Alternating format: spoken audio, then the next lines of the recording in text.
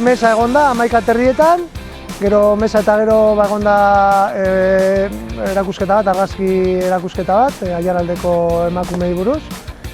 Eta gero, arratsaldean orain daukaguna da, Izaskun del Cerrorekin zumba saio bat, eta gero 8:30 inguru izango ditugu Lobo eta Karmin musika edo abestiak abesten.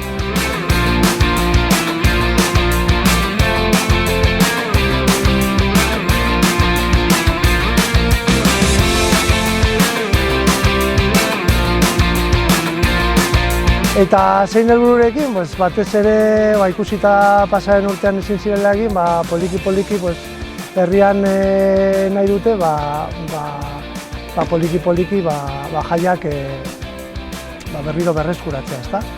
Eta, aurten eginda edo antolatu diren ekintza nahiz eta igual xumeak izan, datorren urtei begira berreskuratu eta jaiak ospatzen jarraitu, noski.